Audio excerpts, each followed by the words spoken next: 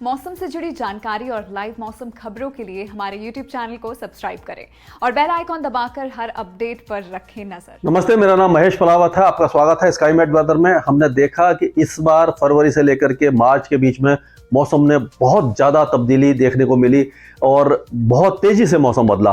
फरवरी का महीना 122 सालों में जो एवरेज टेम्परेचर था भारत का सबसे ज्यादा था, यानी कि जब से हमने रिकॉर्ड रखना शुरू किया है 1901 से लेकर के अभी तक सबसे ज्यादा गर्म था। और जो मार्च का महीना शुरुआती दौर में काफ़ी ज़्यादा गर्म दिखाई दे रहा था, बहुत ज़्यादा गर्मी थी और 15 मार्च तक हमने देखा कि गर्मी काफ़ी ज़्यादा थी। शुरुआती दौर में ठंड शावर वगैरह हुए थे शुरुआती दौर में, उसके बाद फिर से तापमान बढ़े थे और जो मुंबई में 39.4 डिग्री तक तापमान पहुंच गया। 38-39 के बीच में कई इलाकों में थी, गर्मी से लोग परेशान थे।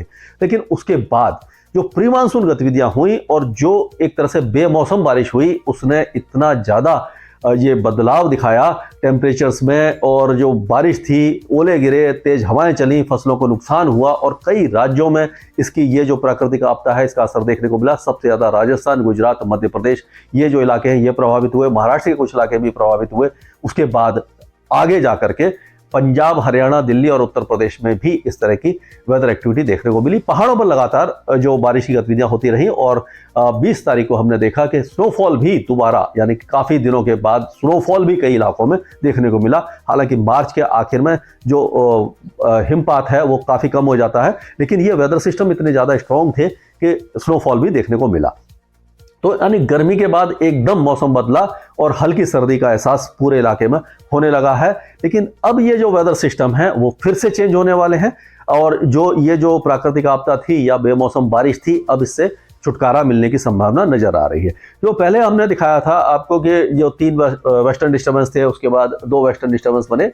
तो ये 2 वेस्टर्न डिस्टर्बेंस हैं। साइक्लोनिक सर्कुलेशन जो था ये पश्चिमी उत्तर प्रदेश पे था। एक ये साइक्लोनिक सर्कुलेशन है जो और पश्चिम बंगाल के उत्तरी भागों में है। और ये टफ रेखा आप देखिए हिमाचल प्रदेश से इस साइक्लोनिक सर्कुलेशन को होती हुई पूरे उत्तर प्रदेश, बिहार से होती हुई ये नागालैंड तक जा रही है। और यहाँ से एक टफ रेखा ये तमिलनाडु के उत्तरी भागों तक आ रही है। एक एंटी साइक्लोन है जो अरब सागर में है, इसके प्रभाव से घड़ी की दिशा में हवाएं घूम रही हैं तो नमी आ रही है और ये ट्रफ रेखा के कारण भी बारिश होने की संभावना नजर आ रही है। ये तो एक वेदर सिस्टम है। अब ये 24 घंटे के बाद क्या चेंजेज आने वाले हैं, तो ये वेदर सिस्टम में ये बदलाव आपको देखने को मिलेगी। आप देखेंगे कि ये साइक्लोनिक सर्कुलेशन तो हट गया और यहाँ का साइक्लोनिक सर्कुलेशन हट गया, केवल एक ट्रफ रेखा दिखाई दे रही है जो उप हिमालयी पश्चिम बंगाल से लेकर अरुणाचल प्रदेश तक जा रही है। एक वेस्टर्न डिस्टर्बेंस चला गया, दूसरा वेस्टर्न डिस्टर्बेंस पहुंचने वाला है जम्मू कश्मीर पर। और जो साइक्लोनिक सर्कुलेशन है इसके प्रभाव से, यानी कि जब भी वेस्टर्न डिस्टर्बेंस कोई अच्छा आता है तो उसके प्रभाव से साइक्लोनिक सर्कुलेशन चक्रवाती हवाओं का क्षेत्र बनता है जो उत्तर भारत या पाकिस्तान पर बनता है। तो यह पाकिस्तान पर बना है और यहां से एक ट्रफ रेखा राजस्थान तक आ रही है। अब क्या होगा कि शाम के समय या रात के समय एक बार फिर जो पंजाब प्रांत है पाकिस्तान का, यहाँ पर बारिश की गतिविधियां बढ़ जाएंगी। ये लाहौर वगैरह और इस्लामाबाद वगैरह में बढ़ जाएंगी और उसके बाद ये जो मौसमी गतिविधियां हैं ये पंजाब के कुछ भागों के साथ साथ ये जो पश्चिमी यानी पश्चिमी राजस्थान और उत्तर पश्चिमी राजस्थान के इलाकों में बौछारें देखने को मिल सकती हैं, मेघ गर्जना देखने को मिल सकती है, जैसे कि चूरू, बीकानेर, श्रीगंगानगर, हनुमानगढ़ और ये जो जैसलमेर वगैरह का इलाका है, यहाँ पर ये वेदर एक्टिविटी होगी लेकिन बहुत ज़्यादा इंटेंस नहीं होगी। आज रात को हो सकती है, उसके बाद फिर से मौसम साफ हो जाएगा। और ये जो हवाएं हैं अब देखिए थोड़ा सा शुष्क होने लगी हैं और इनका असर यह रहेगा कि तापमान धीरे धीरे इस इलाके में बढ़ जाएंगे, मौसम साफ होने लगेगा। तो पंजाब, हरियाणा, दिल्ली और उत्तर प्रदेश इन इलाकों में आज शाम को जैसे हो सकता है कि थोड़ा बहुत वेदर एक्टिविटी हो जाए, क्योंकि जब मौसम में नमी होती है, वातावरण में नमी होती है और धूप निकलती है, गर्मी थोड़ी सी बढ़ती है तो फिर से बादल बन जाते हैं और गरजने वाले बादल बनते हैं जो मेघ गर्जना देते हैं और हल्की बौछारें देते हैं। तो ये वेदर सिस्टम रह सकता है। उसके बाद पहाड़ों पर जो वेदर एक्टिविटी थी ये कमजोर पड़ जाएगी और ये जो उत्तर प्रदेश और बिहार के इलाके हैं यहाँ पर बारिश की गतिविधियां अभी भी जारी रह सकती हैं अगले 24 घंटों के दौरान। उसके बाद यहाँ से भी मौसम साफ हो जाएगा। लेकिन पूर्वोत्तर राज्यों में जो ये नागालैंड, मणिपुर, मिजोरम, त्रिपुरा और बांग्लादेश का एरिया है ये साफ हो जाएगा, गंगे पश्चिम बंगाल साफ हो जाएगा। लेकिन ये जो ट्रफ रेखा है आप देख रहे हैं ये उप हिमालयी पश्चिम बंगाल, सिक्किम और असम और अरुणाचल प्रदेश इन इलाकों में छुटपुट बारिश की गतिविधियां अभी भी जारी रह सकती हैं। ये वेदर सिस्टम ही जो निर्धारित करते हैं कि बारिश कहाँ होने वाली है। अब ये राजस्थान, गुजरात, मध्य प्रदेश के साथ साथ जो महाराष्ट्र है ये पूरे इलाके साफ होने लग जाएंगे, क्लियर होने लग जाएंगे, मौसम साफ हो जाएगा और तापमान बढ़ने लगेंगे।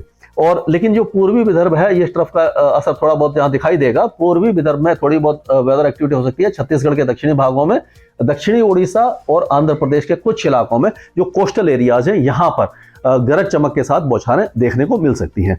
और बाकी जो आपका इलाका है ये पूरा मध्य प्रदेश है, राजस्थान, गुजरात, महाराष्ट्र के बाकी इलाके सब शुष्क रहेंगे। तेलंगाना ज्यादातर शुष्क रहेगा। कर्नाटका, आंध्र प्रदेश के दक्षिणी भाग, रायलसीमा वगैरह और केरल और तमिलनाडु के भी ज्यादातर इलाके शुष्क रहेंगे। वेदर एक्टिविटी नहीं होगी, तापमान बढ़ने लग जाएंगे। लेकिन इसके बाद क्या होने वाला है कि एक और वेस्टर्न डिस्टर्बेंस है जो आएगा 23 तारीख की रात को। यह पहुंचेगा पश्चिमी हिमालय क्षेत्रों में, गिलगिट बाल्टिस्तान, मुजफ्फराबाद, लद्दाख और जम्मू कश्मीर के साथ साथ हिमाचल और उत्तराखंड में एक बार फिर मौसमी गतिविधियां बढ़ाएगा और कई इलाकों में स्नोफॉल भी हो सकता है, बारिश भी हो सकती है, ओले भी गिर सकते हैं। तो उसका जो असर होगा वो पंजाब, हरियाणा, दिल्ली, पश्चिमी उत्तर प्रदेश और उत्तरी राजस्थान के कई इलाकों में देखने को मिल सकता है। तो उस समय जो 23 तारीख की रात से और जो बारिश की गतिविधियां शुरू हो सकती हैं और वो चलेंगी कम से कम, हम कह सकते हैं ये देखिए पाकिस्तान का ये पूरा इलाका कवर होगा यहां से लेकर के, और ये राजस्थान के ये जो हिस्से हैं ये सारे कवर होते हुए, और हरियाणा का ज्यादातर इलाका और दिल्ली और उत्तर प्रदेश के कुछ इलाकों के साथ साथ ये पहाड़, ये सारा जो इलाका है ये पूरा एरिया कवर हो जाएगा उस समय। ये 24 तारीख को एक बार फिर इन सारे इलाकों में बारिश की गतिविधियां हैं, पहाड़ों पर स्नोफॉल हो सकता है। 25 तारीख होते होते वेदर एक्टिविटी बहुत कम हो जाएगी। 26 तारीख को मौसम साफ होने लग जाएगा और 26 तारीख से ही तापमान उत्तर भारत, मध्य भारत, इन सारे इलाकों में बढ़ेंगे और गर्मी धीरे धीरे बढ़ेगी। यानी कि जो हमने देखा था कि एकदम तापमान बहुत ज्यादा बढ़े हुए थे, 37, 38, 39 डिग्री तक तापमान कई इलाकों में थे। दिल्ली में भी 34 डिग्री तक पहुंच गया, 33.6 पहुंच गया था। तो गर्मी बहुत ज्यादा बढ़ गई थी, सामान्य से 7-8 डिग्री तक ऊंचे तापमान पहुंच गए थे। तो लेकिन इतनी जल्दी गर्मी नहीं बढ़ेगी क्योंकि जो बीच बीच में जो मौसमी गतिविधियां होती रहेंगी, मेघगर्जना वगैरह, बादल वगैरह छाते रहेंगे, अप्रैल में जाकर ही तापमान फिर से बहुत ज्यादा गर्मी वाले हो जाएंगे।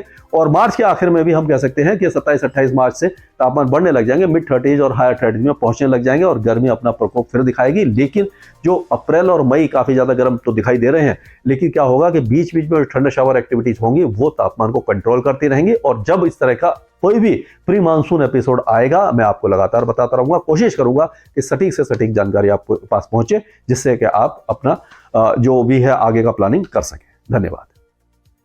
मौसम से जुड़ी जानकारी और लाइव मौसम खबरों के लिए हमारे YouTube चैनल को सब्सक्राइब करें और बेल आइकॉन दबाकर हर अपडेट पर रखें नजर।